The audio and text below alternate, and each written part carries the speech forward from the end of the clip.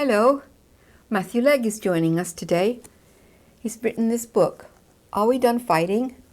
Building Understanding in a World of Hate and Division. Matthew has worked for a non-profit sector for the last 13 years with a focus on building health, dignity and human rights. He supported locally led peace initiatives in North America, Latin America, the Caribbean, Africa, the Middle East and Asia. He served as a volunteer, a coordinator, board member, and full-time staff member. Since 2012, Matthew has worked for the Canadian Friends Service Committee, the Peace and Social Justice Agency of Quakers. In Canada, Quakers are widely respected for their efforts to prevent war and transform conflicts. Matthew's fascination with how diverse cultures organize themselves to address different challenges led him to a degree in anthropology from the University of Toronto. He served for 6 years on the board of directors of the Ontario Council for International Cooperation. This is his first book, and he writes the popular blog, Are We Done Fighting? For Psychology Today. Welcome to BC, Matthew. Hi, thanks for having me. Yeah. I understand you're on a book tour promoting your new book. Are We Done Fighting? Building Understanding in a World of Hate and Division. How has it been so far? It's been great so far. It's been really interesting. I've had the chance to talk so far in Duncan, in Nanaimo, and yesterday in Gabriel Island, and before that in Vancouver. Yeah. Great. How did this book come about? And what is your personal interest in writing this book? So it came about, there were a lot of factors involved, but one of them was that I was hearing all kinds of really great stories about people who had skills that I had never really thought about. So we're talking about folks who are able to transform violent conflicts without violence. And I just didn't think that that was possible. So I was really curious, what's going on in these situations? And so I wanted to look into what are some findings from different academic disciplines and how does it explain what's happening? And does it confirm what I want to believe? Does it disconfirm what I want to believe? So I also changed my mind a lot and learned a lot from writing this. Mm-hmm. When writing the book, who did you think would be your target audience? Good question. I guess I was writing it for a general audience and actually for the skeptic, like myself as well. So I didn't want to just take any of this stuff that we can have more effective conflicts just based on faith. I wanted to really test it and try to disprove what I wanted to believe, see if there was evidence that showed that people are actually, really these difficult, horrible monsters that sometimes we're told that we are.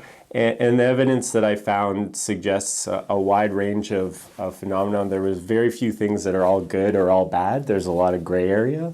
But what I really learned is that power is totally different from what I thought it was. And we have a lot more power than we might think. Oh, interesting. Mm-hmm. Your book is very well researched. There's about 750 citations. What surprised you the most when you did this research? Yeah, so all kinds of things were surprising to me. One of the things that was really surprising was when looking into findings from every single field, say neuroscience, social psychology, behavioral economics. There's nowhere that I could find something that's just not contested. Like people are disagreeing on everything. Mm-hmm. And even among the very cleverest scientists, they're often having very, to my mind, destructive and not that useful types of disagreements. So that was a big surprise to me to see just how many people who are really, really bright, very, very clever, very well formally educated, also lack these really important skills that are so fundamental to life. Mm-hmm. And so those skills of constructive communication and having better quality conflicts, better quality disagreements, can be learned. And I saw some really great examples of that throughout the book, yeah. Is there one example in particular that sticks out for you? I could give lots of stories or examples. One that I thought's really fascinating is Megan Phelps Roper. So she was a member of the Westboro Baptist Church, which many people know goes and protests and holds up signs saying things like God hates Jews. And so considered a hate group by many people, and she was born into that. That was her identity, that was her full community, and people were able to actually reach out to her and have a constructive conversation with her via Twitter. I thought that was just incredible. Twitter. Yeah. And so this ability to connect with people, to touch people, it can happen in all kinds of ways, but first we have to believe that it's possible. And if you had asked me before researching this book, is it possible that you can get someone to leave a hate group just via tweeting with them? I would have said, no, that's not really possible. So there, that's not to say that every time it's going to work. There's always challenges in every situation, and it takes a lot of time in a really serious conflict like that one, where you're trying to actually change someone's whole identity and their belief system. But there are lots of amazing stories of different types of successes. Yeah.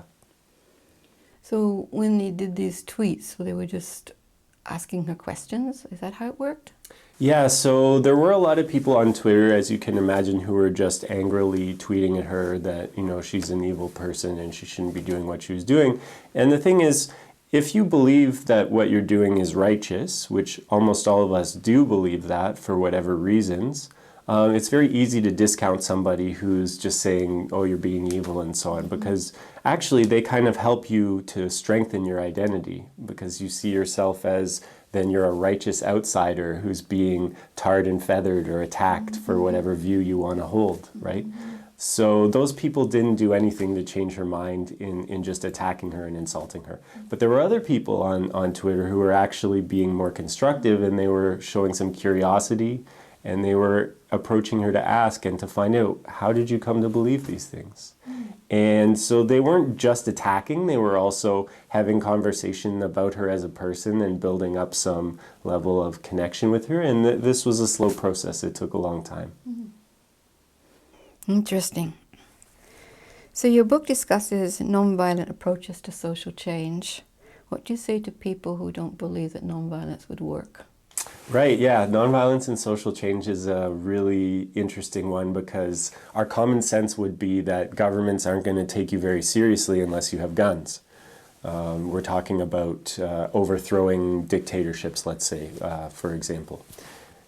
The evidence suggests that not only do social change movements to overthrow a dictator fail more regularly when they use guns, but actually they're about twice as likely to succeed when they're completely nonviolent. So why is that? It seems to be that a big part of this is about nonviolence is considered by the public, whether rightly or wrongly, doesn't matter. It's considered to be more morally acceptable. And so if you are using a more morally acceptable technique, you're going to bring more people on board with you. And when you bring more people on board, they bring their social networks on board. So you're able to get a much bigger movement going, and you're able to sustain it for longer. And the opposite also happens. If you start breaking things or using violence, there's some evidence that suggests that then people's sympathy declines. And so we saw this in a recent paper that was just published about riots in Barcelona, for instance. So when a movement turns violent, it tends to lose public support of the people who aren't already very supportive. The people who are very supportive, they're going to support it no matter what. But if you want a movement to succeed, you need to reach beyond the choir. You need to get those people who are on the fence, and only nonviolent movements seem to do that really effectively, or most of the time that's the case. Within your research, did you find out there was one specific cause for conflict? There are a lot of important causes, and I don't want to try to boil it down to just one. So one thing that I really tried to do in the book is keep it bringing in these different factors, make sure that it wasn't oversimplified, because I think actually one of our biggest problems in a lot of conflicts is that we tend to go into simplistic thinking. So that's very simple binary logic of I'm right, you're wrong, I'm the one, you're the zero. And then we're in total opposition. We're in what's called a zero-sum game, where I can only win when you lose and you only win when I lose. And if we have that kind of a dynamic, that's really promoting a destructive conflict, right? So there are very easy ways to get into that dynamic, and there are actually some very useful and easy tips to get out of that dynamic and have a more constructive and healthy conflict as well. So basically you're saying it's not simplistic, it's very complex. Yeah, so actually when we start looking especially at bigger scale entrenched conflicts, something that goes on for a long time, like say Israel-Palestine, there were all kinds of different authors, each proposing that they had found the one key cause of that conflict. And so when a researcher did a literature review and started compiling what are those key causes, he actually found that there were 57 different principal causes being proposed as this is the one cause of this conflict. So they're complicated, and I think each of those causes is probably relevant. So working in a complex system is a real challenge because there isn't this simple checklist of just do these three things and then there'll be peace in Israel-Palestine. So from what you're saying, I think that your book is sort of aimed at people who are looking for improvement in their own personal relationship. It also could work for activists who are working to try and bring more social change. Absolutely, yeah. So I wanted to write the book for any type of audience. So it could be used even to build your own inner peace. There's a whole section on inner peace and the violence that we do to ourselves, which I think is really important. And it can be used for any type of cause. I think it can be complementary to any type of activist cause that people are doing, to just peace within a workplace or a family, just more constructive, creative conversations. Great. Okay. Is there anything that you would like to add in this very short interview?